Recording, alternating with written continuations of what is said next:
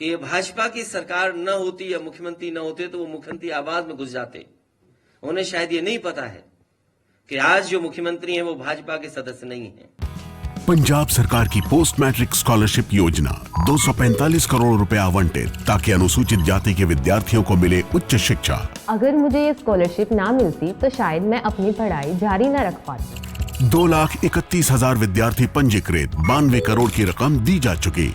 मैं AI/ML हमेशा से पढ़ना चाहता था। अगर स्कॉलरशिप नहीं होती तो मैं कभी भी एडमिशन नहीं ले पाता इस कोर्स में। मुख्यमंत्री भगवंत सिंह मान की कोशिशों से पंजाब बन रहा है रंगला पंजाब। मैं तो सभी साधु संत ऋषि मुनियों से यही प्रार्थना करूंगा कि जब वो जाएं तो अपने साथ किसी और को भी लेते जाएं यहां से। न वो काम जिसके लिए वो थे और जो काम आज कर रहे हैं वो भी बिगड़ रहा है। इसलिए मेरा साधु संतों से ऋषि मुनियों से यही प्रार्थना है कि जब वो यहां से जाएं, कानूनी कार्रवाई अभी नहीं होगी तो जब कभी समाजवादी लोग सत्ता में आएंगे इसकी पुनः जांच कर करके इनके खिलाफ कार्रवाई करने का काम करेंगे। उनका दुख दर्द सुने, हम आपके माध्यम से भरोसा दिलाते हैं कि समाजवादी पार्टी उनके साथ है। हर दुख दर्द में उनके साथ खड़े दिखाई देंगे। जब कभी भी समाजवादियों को मौका मिलेगा हम उनको न्याय दिलाने के लिए आज भी लड़ रहे हैं और भविष्य में भी उनको न्याय दिलाने के लिए लड़ाई लड़ते रहेंगे। अब बहुत बड़े पैमाने पे संत महात्मा गुरु ऋषि मुनि बड़ी संख्या में लोग आए हैं। कुंभ में बड़ा आयोजन हो रहा है। मैं तो सभी साधु संत ऋषि मुनियों से यही प्रार्थना करूंगा कि जब वो जाएं तो अपने साथ किसी और को भी लेते जाएं यहां से,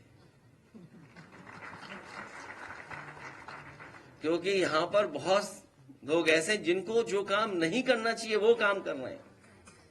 अब दोनों काम बिगड़े जा रहे हैं उससे। न वो काम जिसके लिए वो थे और जो काम आज कर रहे हैं वो भी बिगड़ रहा है। इसलिए मेरा साधु संतों से ऋषि मुनियों से यही प्रार्थना है कि जब वो यहां से जाएं तो किसी साथी को भी यहां से लेते जाएं। ये जो झगड़ा चल रहा है भ्रष्टाचार को लेकर के, इस सरकार ने करप्शन की सब सीमाएं तोड़ दी। इतना करप्शन कभी सुनने को नहीं मिला होगा, देखने को नहीं मिला होगा। और करप्शन को छिपाने के लिए जान ले सकते हैं ये लोग। ये इतने हृदयहीन हैं कि जान पर राजनीति करते हैं। ये हृदयहीन दल है। बरेली का लेखपाल जिसका एक शरीर का हिस्सा मिल गया, एक शरीर का हिस्सा मिला ही नहीं अभी तक। सोचिए आप, अपना भ्रष्टाचार छिपाने के लिए, और तमाम लोग उसमें शामिल है भ्रष्टाचार में। हत्या हो गई। और लखनऊ में तो अब तो भ्रष्टाचार की आम चर्चाएं हैं। ट्रांसफर पोस्टिंग, हर विभाग में रेट तय हो गया है। अभी तो एक विभाग की सूची कही जा रही है और एक व्यक्ति तो ऐसे हैं जिन पे अगर आरोप या चर्चा की जाए भ्रष्टाचार की तो वो श्लोक सुनाने लगते हैं। अभी उनसे किसी ने भ्रष्टाचार को लेकर के सवाल किया तो वो श्लोक सुना रहे हैं।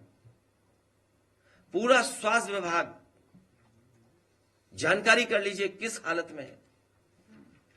इतना स्वास्थ्य विभाग कभी नहीं बर्बाद हुआ होगा। दवाई, इलाज से लेकर के सब में भ्रष्टाचार। ये तमाम अपने भ्रष्टाचारों को छिपाने के लिए इसी तरह की घटना करते रहेंगे। इसलिए हम सबको सावधान रह करके इनके साथ मुकाबला भी करना है। और हमारी मांग है ऐसे दोषी अधिकारियों के खिलाफ कार्रवाई हो, कानूनी कार्रवाई हो। और कानूनी कार्रवाई अभी नहीं होगी तो जब कभी समाजवादी लोग सत्ता में आएंगे इसकी पुनः जांच कर करके इनके खिलाफ कार्रवाई करने का काम होगा। ऐसी बहुत सारी घटनाएं हैं, जैसे गाजीपुर में गंगा किन्नर की जो हत्या हुई है और जीरो टॉलरेंस का जो नारा देते थे। आप लोगों पे भी इतना दबाव है, उसके बावजूद भी हम लोगों को इतनी घटनाएं सुनने को मिलती और देखने को मिलती हैं। इनके लोग तो इतने दबंग हैं कि थाने में रिवॉल्वर लेकर के पहुंच जा रहे हैं, वो भी कहां, जहां मंत्रीगण आसपास रहते हैं वहां। और अधिकारी तो अपनी मनमर्जी कर रहे हैं और अन्याय की सब सीमाएं लांघ चुके हैं। मैं एक बार फिर अपने डेलीगेशन में जितने भी लीडर्स गए उनका बहुत धन्यवाद देता हूं कि वो गए वहां पर, उनका दुख दर्द सुने। हम आपके माध्यम से भरोसा दिलाते हैं कि समाजवादी पार्टी उनके साथ है, हर दुख दर्द में उनके साथ खड़े दिखाई देंगे। जब कभी भी समाजवादियों को मौका मिलेगा हम उनको न्याय दिलाने के लिए आज भी लड़ रहे हैं और भविष्य में भी उनको न्याय दिलाने के लिए लड़ाई लड़ते रहेंगे। दुख है इस बात का कि मुरादाबाद में एक नौजवान को इसी तरीके से मार दिया गया आरोप लगा करके। जब उनका विधायक ये कहता है कि 50,000 गाय प्रतिदिन काटी जा रही हैं, तो आखिरकार मुख्यमंत्री कर क्या रहे हैं? ये सनातनी मुख्यमंत्री जी कर क्या रहे हैं? या वो विधायक गलत है या 50,000 गाय काटी जा रही हैं, ये सच है। और विधायक तो यहां तक कह रहे हैं कि ये भाजपा की सरकार न होती या मुख्यमंत्री न होते तो वो मुख्यमंत्री आवास में घुस जाते। उन्हें शायद ये नहीं पता है कि आज जो मुख्यमंत्री हैं वो भाजपा के सदस्य नहीं हैं, इसलिए देर क्यों कर रहे हो? अगर 50,000 गाय प्रतिदिन काटी जा रही हैं तो आइए लखनऊ और जाइए, घुस जाइए मुख्यमंत्री आवास में। हमसे जुड़े रहने के लिए हमारे YouTube चैनल को सब्सक्राइब करें और नई वीडियो की नोटिफिकेशन के लिए बेल आइकॉन को दबाएं। अगर आप ये वीडियो Facebook पर देख रहे हैं तो लाइक जरूर करें और ज्यादा से ज्यादा शेयर करें। धन्यवाद।